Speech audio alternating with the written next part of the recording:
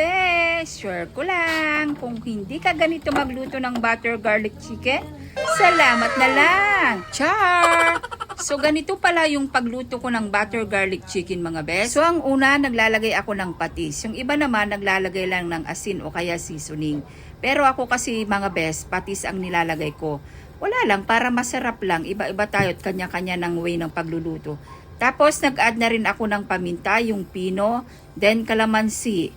Tapos halu-haluin mo para mag-combine yung mga ingredients na hinalo mo kanina. Tapos isi-set aside mo siya dahil dito tayo sa may coating. Maglagay ka lang ng harina tapos haluin mo rin siya ng crispy fry. Bahala ka na mga best kung anong gusto mong ilagay na crispy fry. Merong maanghang, meron naman garlic. At halu-haluin mo ulit na parang ganyan para mag-combine silang dalawa. Tapos ikukot na natin yung ating chicken na sinet aside kanina. Iikot-ikot mo lang ng parang yung ex mo, inikot-ikot ka tapos iniwan. Char! Ang dami mo naman churbati, bes. So, mag-init ka na ng mantika sa kawali. Tapos, ilagay mo na isa-isa yung ating chicken. Tapos, pag naging golden brown na nakikita mo na parang ganyan, siyempre, ano pang gagawin? Iahon na natin yan sa kahirapan. Then, dito na tayo sa ating sauce. Manggisa ka ng bawang sa may kawali. Tapos, ito pala yung tinatanong nyo kung margarine yung aking ginagamit. Buttercup po ang aking ginagamit, mga bes. Mas masarap kasi ang buttercup.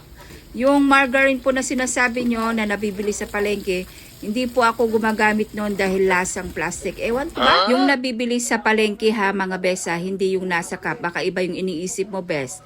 Tapos ito na tayo sa ating sauce. Maglagay ka ng konting oyster sauce. Dapat nakaluhit ka dapat para hindi agad masunog. Tapos add ka ng isang bote na banana ketchup. Halo-halo ulit na parang ganyan para hindi magdidikit. Dahil madaling dumikit ang ating sauce. Add ka rin ng paminta, yung durog. Add ka rin ng konting tubig para hindi masyadong maalat-alat. Dahil medyo malasa yung oyster sauce saka banana ketchup. Tapos add ka rin ng konting asukal. Halo-halo ulit hanggat hindi mapagod yung inyong kamay. Tapos add ka rin ng konting seasoning. Halo-halo na naman ulit.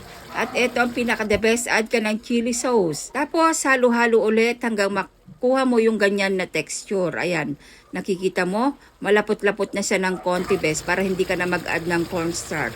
Tapos ihulog mo na yung ating manok na pinirito kanina. I-mix mo ulit na parang ganyan para mag-combine yung mga sauce sa ating manok at magpantay-pantay yung kanyang lasa. Tapos habang hinahalo mo yan best, ay maglalagay ka ng kaunting sesame para maging butter garlic chicken siya mga best. Ganyan talaga yung butter garlic, may sesame seed. Pwede rin naman wag mo lagyan kung wala kang sesame seed. Pero sa akin kasi hindi pwedeng hindi ko lagyan dahil nga nagbebenta ako nito. Aminin mo, lagi mo tong ino-order doon sa restaurant, doon sa may unlimited chicken wings. At para sa mga best ko dyan na nanonood na lagi ng aking video, pwede nyo pong pagkakitaan po ito mga best. Isasabihin ko po mamaya kung magkano po ang presyo namin ng ating butter garlic chicken. Oh, Bes! Nako, busy na naman si Ate Bes nyo. Ito, nandito na naman ako sa aking kusina. Kailangan ko na naman ng rush order, Bes. Nagra-rush na naman ako ng aking order. Ay, nako, nagmamadali na naman si client.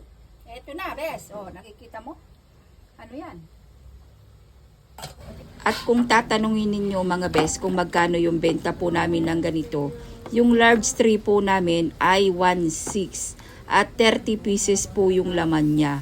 Mga best. Tapos, ayan, magtatoppings ka ng onion leaves. Tapos, maglagay ka ng garlic. Tapos, add ka rin ng konting sesame. Ayan. Kailangan ko na kasing iraras ito, mga best. Kailangan ko nang madaliin. Kasi nga, yung client ko na naman ay nag-aantay na.